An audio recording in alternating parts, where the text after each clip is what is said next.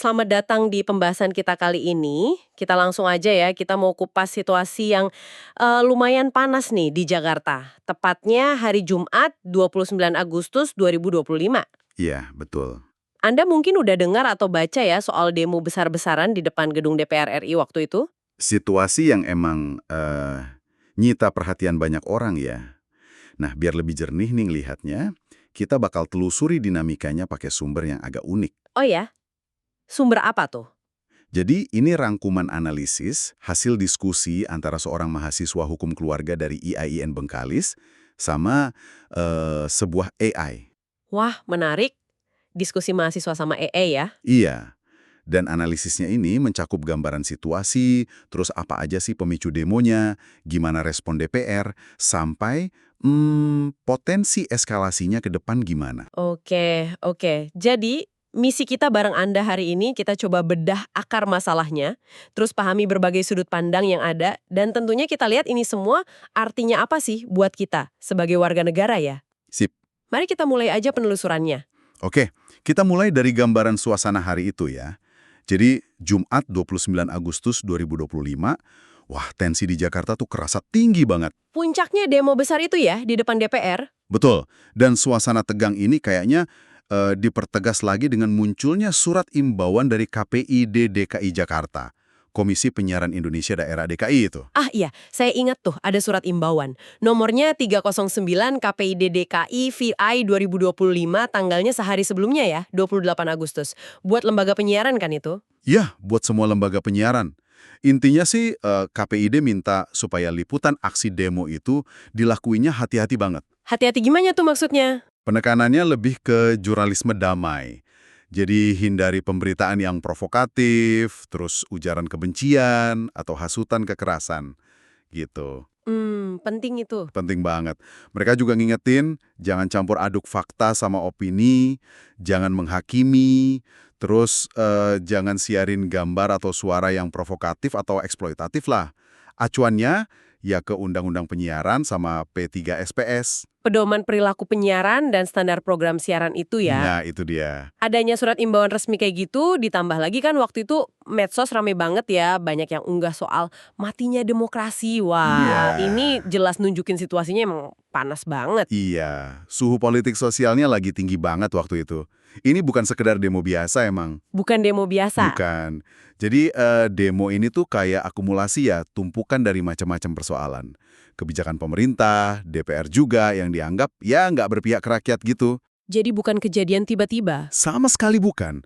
Lebih kayak puncak gunung es lah. Ketidakpuasan yang udah lama udah numpuk gitu. Oke, coba kita bedah deh. Pemicu utamanya apa aja nih? Yang pertama kan kenceng banget tuh suara dari kalangan buruh ya, yang dikoordinir sama KSPI gitu-gitu. Iya, benar.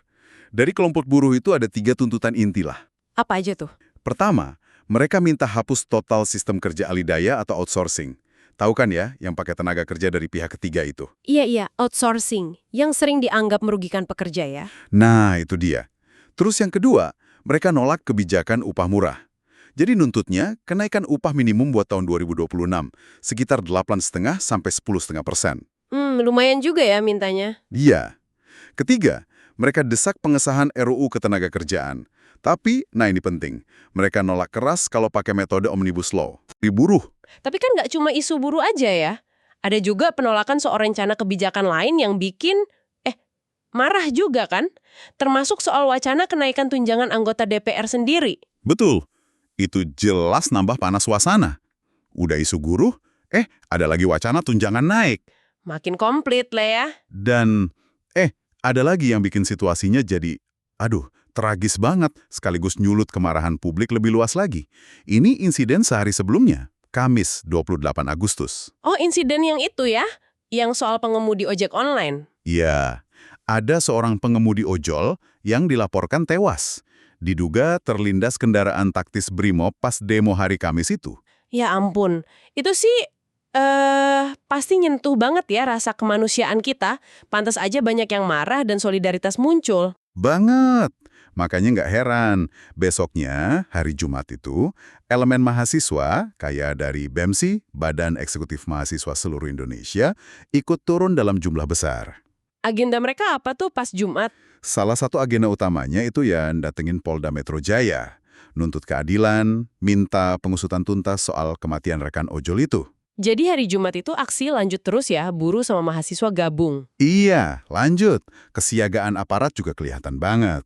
Ambulans dari PK3D DKI disiagakan di Monas, sekitar DPR, polisi jagain ketat, lalu lintas direkayasa. Sampai Presiden Prabowo Subianto turun tangan kasih pernyataan ya. Iya, beliau sampai minta masyarakat tenang, terus percayakan penanganan insiden ojol itu ke aparat hukum. Nah, ini nih.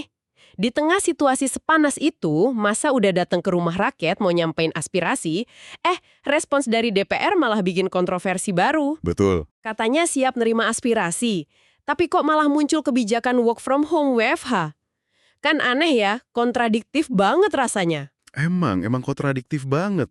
Dan langsung jadi pertanyaan publik kan, sumber kita nyebut Setjen DPR itu ngeluarin surat edaran, isinya imbauan buat pegawai ASN, sampai tenaga ahli buat kerja dari rumah aja. Anggota dewannya juga ada yang nggak ngantor. Ada juga yang dilaporkan milih nggak hadir di kantor. Terus alasan resminya apa kok WFH?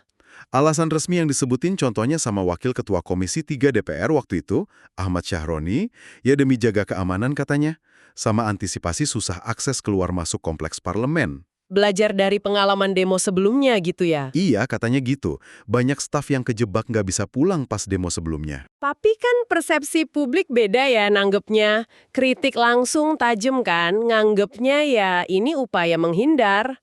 Nggak mau ketemu langsung, nggak mau dialog. Itu dia. Kesannya wakil rakyat malah nggak ada pas rakyatnya datang, persepsi itu kuat banget. Secara etika gimana tuh? Nah, ini jadi sorotan serius secara etika politik. Fungsi representasi kan tugasnya mewakili, nyerap aspirasi rakyat. Jadi dipertanyakan, etis nggak sih menghindar pas konstituen datang? Iya juga ya. Ini nyangkut beberapa aspek etika kan, soal keberpihakan, harusnya kan ke publik ya. Terus tanggung jawab, menghadapi situasi sulit kan bagian tugas juga. Belum lagi dampaknya ke citra lembaga DPR, makin turun kepercayaannya. Dampak simbolisnya emang gede banget sih ya. Nggak hadir fisik di gedung DPR pas rakyat datang itu pesannya negatif banget. Mau rapat bisa online atau enggak, kehadiran fisik itu beda maknanya di situasi kayak gitu. Persis. Dan situasinya makin ruwet lagi pas ada figur dari DPR sendiri malah ngomong sesuatu yang bikin suasana makin keruh. Nah, ini dia nih.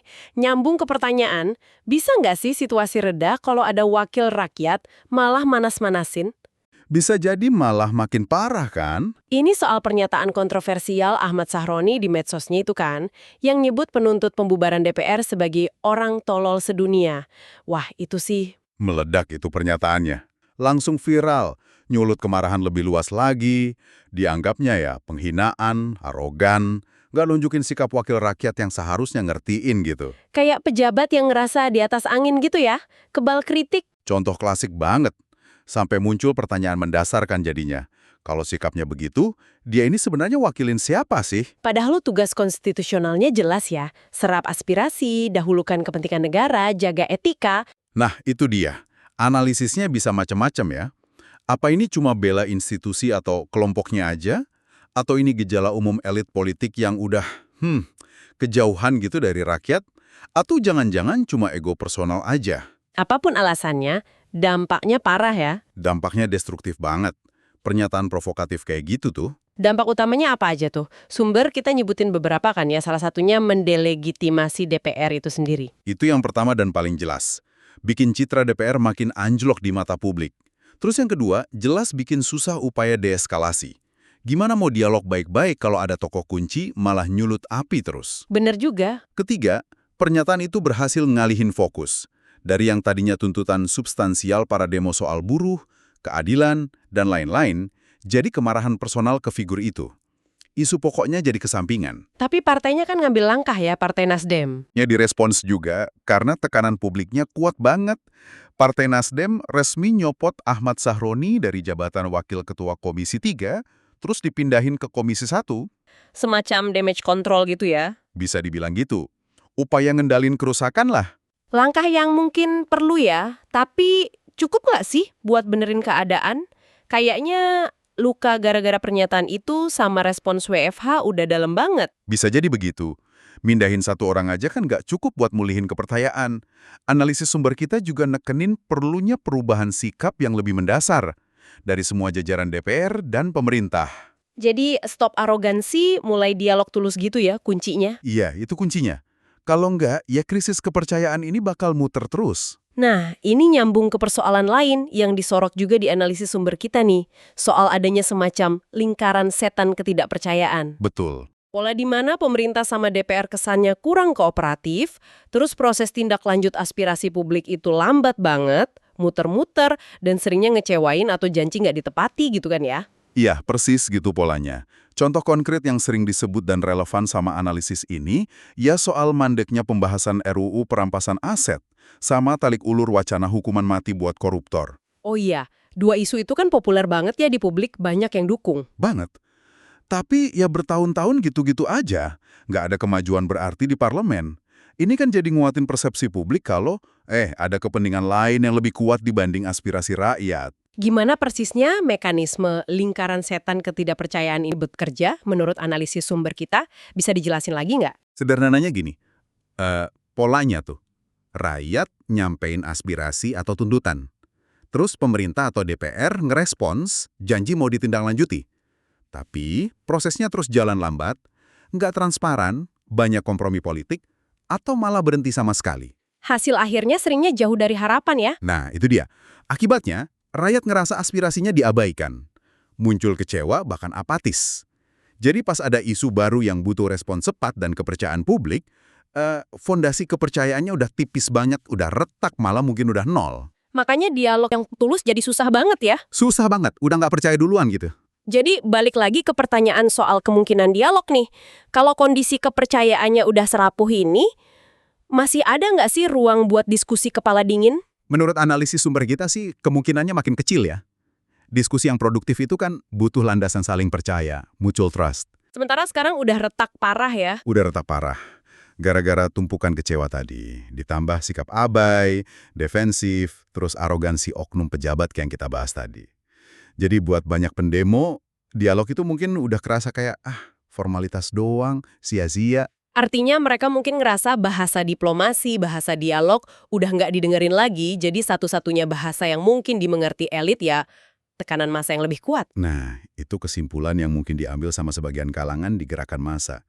Dan ini bahaya, karena bisa buka pintu buat eskalasi aksi yang lebih serius. Kalau jalur institusional dianggap buntu gitu ya. Iya. Kalau jalur resmi udah dianggap nggak responsif, gerakan bisa geser ke arah aksi-aksi di luar parlemen yang lebih radikal. Bentuk eskalasinya kayak gimana tuh yang dibayangin bisa terjadi? Sumber kita nyebut potensi semakin brutal dan tegas. Maksudnya apa ya? Orasi di depan gerbang aja. Bisa berkembang jadi upaya misalnya dudukin gedung pemerintahan atau parlemen. Wah. Atau blokade infrastruktur penting kayak jalan tol, pelabuhan bandara. Bisa juga seruan mogok kerja skala nasional, sampai aksi pembangkangan sipil yang lebih luas. Tujuannya udah bukan biar didengar, tapi untuk memaksa perubahan. Selain taktik, tuntutannya juga bisa makin radikal ya. Sangat mungkin. Tuntutan bisa geser dari yang awalnya nolak kebijakan spesifik, kayak UU Ciptaker atau kenaikan BBM. Jadi tuntutan perubahan struktural yang lebih dasar. Contohnya? Teriakan kayak, turunkan DPR, bubarkan partai politik, atau reformasi total sistem politik bisa jadi makin kenceng, dan jadi arus utama gerakan. Dan yang paling dikhawatirkan tadi disebut soal sentimen sapu bersih. Nah, iya. Ini fase paling bahaya menurut analisis itu. Ini nunjukin tingkat kemuakan atau kejengahan total sama semua elit politik yang lagi berkuasa. Udah nggak beda-bedain lagi partai apa, koalisi mana. Semua dianggap sama aja gitu ya, bagian dari masalah. Betul. Kalau sentimen sapu bersih ini udah kuat banget dan mengkristal, wah, arah gerakannya bisa geser. Bukan lagi sekedar reformasi, tapi bisa jadi tuntutan revolusi sistem. Serem juga ya kalau sampai ke sana. Banyak yang terus bandingin situasi ini sama reformasi 98. Seberapa pasti perbandingan ini sebenarnya? Sumber kita ngelihatnya ada persamaan, tapi ada juga perbedaan yang penting banget. Persamaannya ya di adanya akumulasi kekecewaan publik yang dalam banget, meskipun pemicunya beda ya. Terus muncul gerakan massa skala besar, motornya mahasiswa sama elemen masyarakat lain. Sama ada insiden kekerasan aparat juga ya? Iya, Insiden kekerasan aparat yang terus nyulut kemarahan dan solidaritas lebih luas lagi, itu persamaannya. Terus bedanya apa? Bedanya juga penting dicatat. Krisis 98 itu kan dipicu krisis moneter yang jauh lebih parah ya. Dan konteksnya sistem Orde Baru yang otoriter banget. Beda sama sekarang ya? Beda. Kondisi ekonomi politik sekarang, meskipun banyak tantangan, secara dasar beda. Kita di era demokrasi multipartai, kebebasan sipil relatif lebih besar. Terus, musuh bersama di 98 itu jelas banget, rezim Soeharto. Kalau sekarang? Sekarang kan politiknya lebih pecah ya, terfragmentasi. Musuh bersamanya nggak satu. Terus, peran medsos sekarang juga beda banget. Bisa cepat buat mobilisasi, nyebar info, tapi... Tapi gampang juga buat nyebar hoaks ya? Nah, itu dia. Rentan banget disinformasi sama hoaks yang bisa bikin suasana makin keruh. Itu bedanya. Oke, jadi meskipun ada potensi eskalasi dan beberapa kemiripan, nggak bisa disamain plek sama 98 ya. Terus kuncinya apa nih buat ngeredam potensi eskalasi ini, menurut analisis yang kita bahas? Kuncinya ada di respons yang cepat, tulus, dan konkret dari pemerintah sama DPR. Gimana tuh konkretnya? Pertama, ya buka ruang dialog yang beneran substantif. Sungguh-sungguh gitu, bukan cuma formalitas atau basa-basi politik. Kedua, kasih respons kebijakan yang nyata buat tuntutan utama masyarakat. Terutama yang soal kesejahteraan dasar ya, kayak upah layak, kepastian kerja soal outsourcing itu, harga kebutuhan pokok. Itu penting banget sih. Penting. Ketiga, nah ini nggak kalah penting, penegakan hukum yang adil, transparan, akuntabel.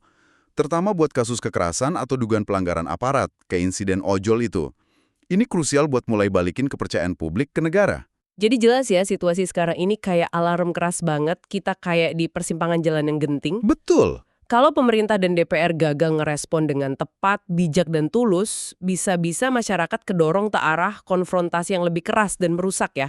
Analisisnya memang mengarah ke sana.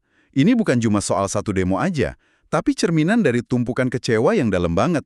Dan retaknya hubungan antara warga sama wakil dan pemimpinnya. Potensi eskalasi jadi lebih buruk itu nyata ya. Nyata banget, kalau nggak ada langkah perbaikan mendasar yang diambil cepat. Baik, kita udah kupas lumayan dalam nih kompleksitas situasi di Jakarta akhir Agustus 2025 ini ya. Mulai dari pemicunya yang macam-macam, isu buruh, nolak kebijakan, insiden tragis, terus respons DPR yang kontroversial, pakai WFH, diperparah sama pernyataan arogan oknum pejabatnya, sampai analisis soal lingkaran setan ketidakpercayaan yang bikin dialog jadi susah banget. Iya, dan pesan kuncinya, seperti yang diurai sumber kita tuh, rangkaian peristiwa ini, WFH yang kesannya menghindar, pernyataan arogan yang bikin marah, lambatnya respons ke tuntutan penting, itu semua tuh nunjukin adanya lingkaran setan ketidakpercayaan tadi. Jadi nggak berdiri sendiri ya kejadiannya? Enggak, saling terkait dan makin memperdalam jurang antara rakyat sama elit pengambil keputusan. Ujung-ujungnya solusi damai makin susah dicapai. Oke, sebagai penutup nih, kami mau ninggalin satu pertanyaan buat Anda renungkan di rumah. Mengingat sejarah panjang aspirasi yang sering diabaikan, terus krisis kepercayaan yang udah sedalam ini, kayak yang kita bahas tadi, langkah konkret paling fundamental apa sih yang menurut Anda perlu dilakuin dan oleh siapa buat mulai jembatanin lagi jurang antara warga negara sama para pengambil keputusan? Apa yang sebenarnya dibutuhin buat mutus lingkaran setan ketidakpercayaan ini sebelum situasinya jadi, ya, lebih buruk lagi? Pertanyaan penting itu. Silahkan direnungkan.